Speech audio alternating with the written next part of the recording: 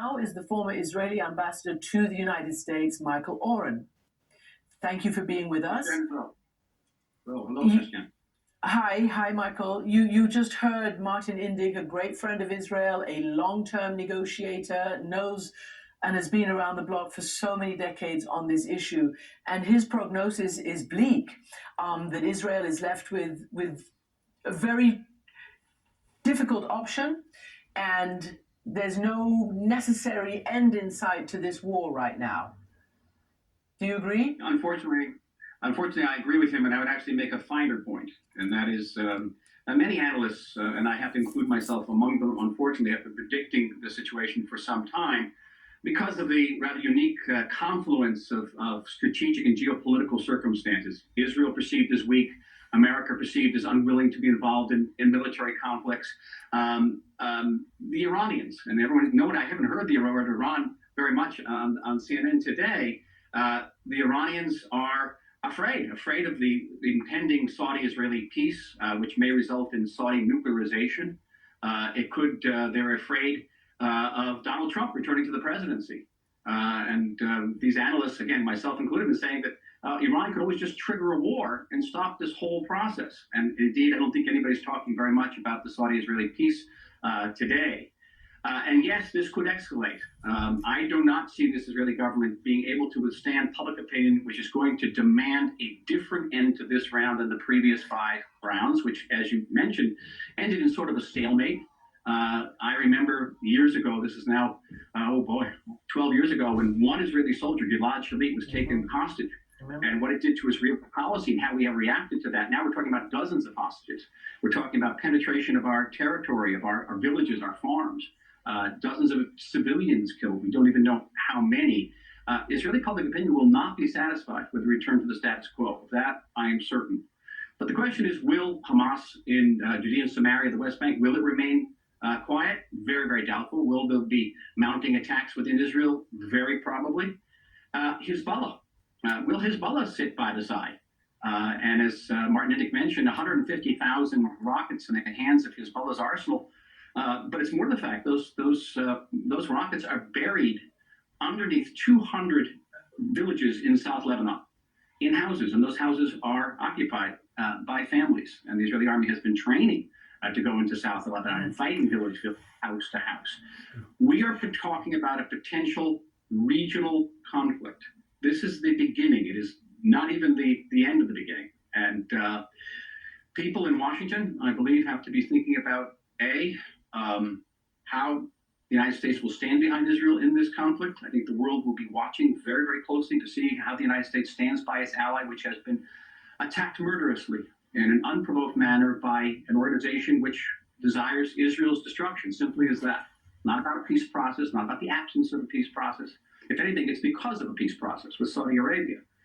And, well, let me ask you about that, because I want to stop you there. We will talk about the morning after, but you've mentioned twice the peace process, and Israel apparently has been quite keen to normalize beyond just the UAE and the other Arab states that it has, but also with Saudi Arabia. And I know that it might seem early days in this war to be talking about this, but since you brought it up, I want to play for you something about this specific issue that a lot of other people are talking about today. Where does this, end up now?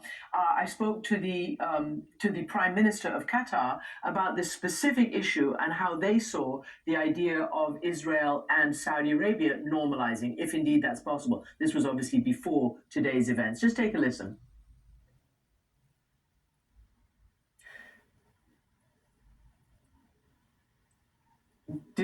Okay, we'll get it organized. But anyway, basically what he said was, we actually don't have an issue with Israel. Our situation is about the Palestinians, and it's about, getting the Palestinian situation normalized. And you heard Mustafa Barghouti on this show talking about this is a 56-year occupation, that they too have the right to defend themselves. And this seems to be what's okay. We've got the Qatari Prime Minister, because I really want you to react to this. We don't have a war with Israel as a region. The reason that we have the conflict with Israel is over the occupation of the Palestinian territories. And what we are asking for is the statehood for the Palestinians. And that's what basically been mentioned in the Arab Peace Initiative that came out in 2001, and all Arab countries has adopted that. We believe to bring peace to the region, the starting point should be between the Israeli and the Palestinians. A normalization agreement happening between countries is their sovereign decision at the end of the day. No one has the right to question that, as no one has the right to question our sovereign foreign policy decisions. But we think that from our perspective, the Israeli issue is only the issue of the Palestinians. So Qatar, very, very, straight on that. I mean, it's an unmistakable message, and all the Arab neighbors with whom Israel has normalized say the same thing. It's early days, obviously, because of what's just happened, but that is the end game, right? I mean, isn't it the end game? I don't know if it's a game at all. That's the problem, Christian. I'll be very honest with you because I mean a strategic resolution. A strategic resolution. I think you can have a better management of a conflict and not necessarily a resolution. And that's been the problem for many decades now. We've been looking for solutions like endgame solutions when none are really possible. Keep in mind, Mr. Abbas, the president of the Palestinian Authority, has been in office now for 18 years in a 4-year term. He doesn't run again because he knows that Hamas would take over the West Bank in any open election. Now imagine if there were a Palestinian state in Judea and Samaria and the West Bank. Imagine if this has happened not in these relatively sparsely populated Israeli border settlements along the Gaza Strip, but it happened in Jerusalem. I live in South Tel Aviv. I see Hebron from my back window.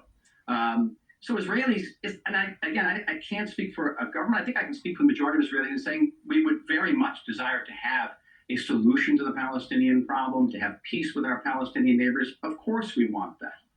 But right now, what does it mean to have a Palestinian state that's going to turn into Gaza, literally overnight? And the reason Mr. Barghouti, who spoke to you earlier, and his boss, Mahmoud Abbas, the reason they're alive is because we keep them alive.